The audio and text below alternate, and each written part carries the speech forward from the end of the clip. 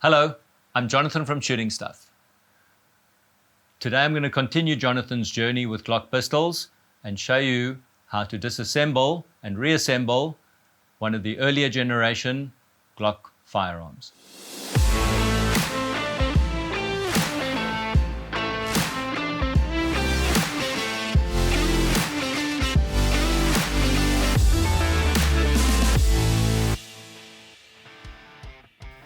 Glock makes a useful assembly tray that, if you don't know all the parts, gives you an easy layout. I'm quite familiar with them, so I'm not sure how much we're going to use it, but just in case. This is the Glock Armorer's tool, one of the most useful devices made by man, and it's pretty much all you need to completely strip one of the earlier generation Glock pistols, with the exception of one or two little parts. So the first step is to make sure that the magazine is removed. Check the chamber and verify the chamber is empty by pulling the trigger with a barrel pointing in the safe direction. With the trigger depressed, pull the slide to the rear just a few millimeters, and then at the same time lower or depress that on either side, and then the slide removes from the frame quite easily.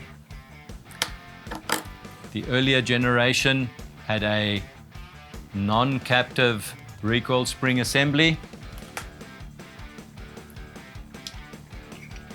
and then the barrel is easy to remove. For most purposes and general cleaning, this is as far as you need to go, and you can access everything to wipe it down thoroughly. But because this is shooting stuff, we're never satisfied with a half job, and removing the rest is pretty straightforward. On the inside, in front of the firing pin, there's a black piece of plastic that I depress, and then I'm able to move the back slide plate off, and I do it in a way that my thumb covers the Extractor Depressor plunger and the rear of the firing pin assembly.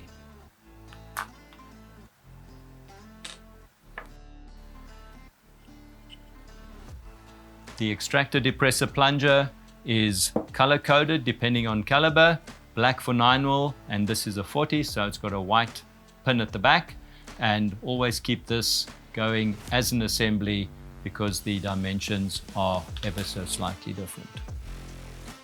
That leaves the extractor. As I push in the firing pin safety or the firing pin block, I release the extractor. That goes in there, and then this guy should come out carefully.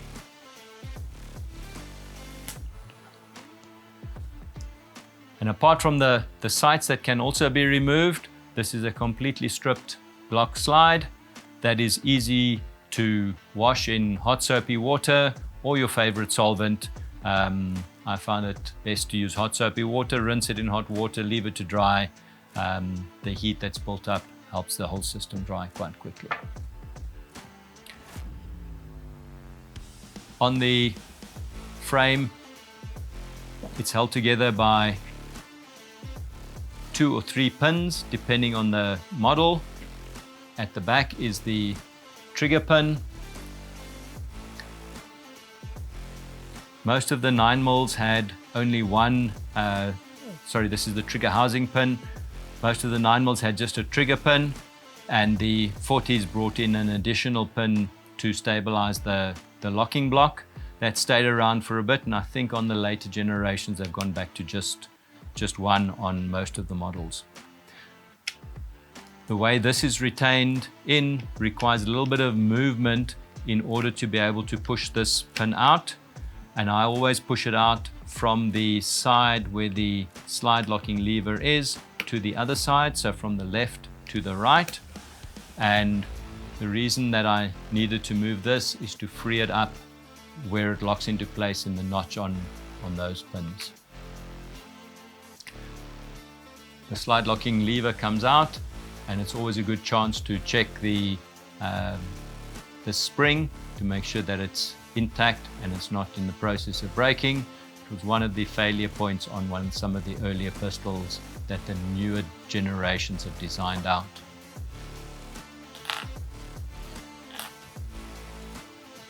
Remembering that there's another pin once the slide locking lever's out. This second pin is quite easy to remove, and then again with the armorer's tool it's easy to raise the locking block and remove that. The trigger assembly is now fully inside, and it's easy enough to just lift the trigger housing with the ejector built into it, and a simple rotation separates the trigger bar out of the housing, and I can, with a little bit of care, remove the housing from the spring. This spring on the early models had a very sharp kink in the metal, and that was a failure point. When I started shooting, I used to keep about 10 in my shooting bag, and I still got most of those because Glock changed the design and did away with the failure almost entirely. So since the new design of this spring happened, I don't think I've ever had to replace another one due to breakage, just out of preventative maintenance. The connector is held in to the housing, and with the earlier models, the easiest way to remove it is to basically use the tool to encourage it to come out. Some of the later models made a specific hole through there so you could just push the connector out with the tip of the punch. A very clever improvement. So this guy doesn't enable me to get in here to remove the magazine release. So a small screwdriver, about a 3 to 5 mil, probably 5 mils, 3 or 4 mil flat. I'm depressing the mag release to compress the wire, and I'm trying to hook under the wire, which I did there successfully, and can now remove the magazine release. This one by Aerotech required the frame to be machined, and that was quite easy extending it back, and this design went through onto all of the more modern Gen 4 and 5 that is also an ambidextrous system now. That is basically as far as I would normally strip the pistol. The last part is to remove the takedown lever, and that's done by, as I said, this is the only one we need. So if I depress the spring on the inside, then this should just fall out, and I can, if I want to, prise the spring out, and it's not something that I normally do. Nothing gets in there to contaminate it, but it's easy enough to take apart. On this guy, this little hook here is what locks the barrel into place, and this little notch at the bottom is where the spring remaining in the frame will go again. So that just gives you a careful way of knowing how to align the system. To reassemble, we're just going to do everything in reverse. I start this one in ever so slightly, depress the spring and slide it into place. Check that it moves. When I reinsert the mag release, it's a little trickier because of the protrusion on the front, so I need to lift the spring out of the way, push it into place, and then with the flat on the screwdriver I can just move the spring over, and it slots into place. Simple depressing shows that it's done correctly.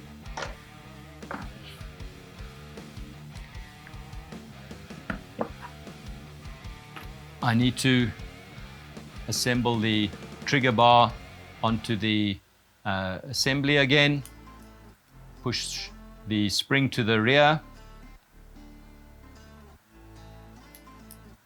slide it into place, and then it just folds forward, and a little manipulation will get that into place. Before I do that, I need to reinstall the connector. This is indeed the minus connector, or the 2 kg connector. The standard is about 2.5 kgs, and there's something in between called the dot connector, which is then about 2.25 kgs. But the minus is the lightest one that Glock makes, and most of the aftermarket ones don't really give you too much advantage, other than being made smoother and to a higher finish than the Glock. So it's a good all-rounder. Put the trigger into place, and then the housing with ejector slides in behind it. And I always find it easiest to move the trigger bar forward to slide this into place, because it's easy to forget. As soon as I install that, I like to put the pin back into the back strap, securing that, and then it's a case of installing the locking block, the hole to the rear. And this locking block is something that's changed dramatically over the years, in terms of the length, the shape, the way it's attached to the frame, and so on. So yours is likely to be quite different to this. Then the pin, the thin pin, the top pin, is important to reinstall first. And out of habit, I always remove it from left to right and reinstall from right to left. The slide locking lever goes in next, and the importance here is that this spring must not go underneath the pin that I've just put back. If it's a single pin system like the original Glock 17s, it's that pin is not there and it locks up in a different place. And in fact, the Glock 17s, early ones, had a fin to the top that was different from all of the other models for many years. I think the later generations, at least in Gen 5, have standardized that with it being ambidextrous as well. Okay, so this trigger is not far enough forward. There, it's lined up now, and this can go all the way in. I keep it retracted to reinstall the slide locking lever and move these two a little bit so that this pin can go all the way in. When it's more or less flush is good. Make sure that this has got spring tension, and then I always push it from both sides to ensure that the slide locking lever is locked into the notch on the pin. The pin has got two notches, so it can go in either side, which is simple and clever from Glock, but the important thing is to make sure that it's not going to work its way out. On the slide, these two go in at the start. Make sure that the spring is properly installed in here, that when you push it in, it bumps a little bit or bounces. Depress it slightly and install the extractor. The extractor depressor plunger keeps the plastic to the outside. The firing pin assembly, I haven't disassembled this. Let me show you how to do that quickly. This is a cool tip as well. Just depressing or retracting the spring takes off the two spring cups. The spring comes off, and this is the guide. Inside here there's a part that should be non-removable, the channel liner that generally stays inside and most people won't see it. If it does come out, just make sure to replace it every time. It doesn't matter that it's a little bit loose. There's never enough fingers and too little space when you're reassembling this, so the slide in reverse is a very useful additional hand. That allows me to put the spring in place and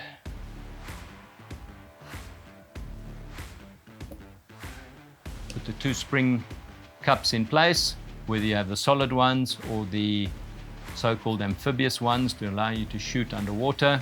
It is possible. I haven't done it myself, but I guess it's possible with the amphibious spring cups that allow a little bit more travel.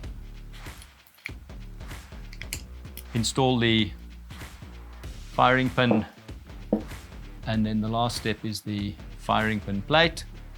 Everything is in the way, so start it into place, and either with your finger get the first part done, and then your punch clicks into place nicely. How do I know that it's all working correctly? I can move the firing pin back, and then when I depress that, the firing pin falls forward under its own weight. Valuable safety check, it shows you that everything is working correctly. With the heavier weight on the Glock firing pin, you can normally hear a definite thunk as it falls forward, even on this one when it's nicely clean. The barrel slides into place, and then whether you have the captive recoil spring, it just makes this part a little bit easier, or the original like this, a little trickier. When you install the recoil guide rod, it's on the lower notch, the one that's a little bit further to the front. Looking at the barrel, there's a notch that's going to lock into the takedown lever, and there's a rounded one in the front where the guide rod goes into.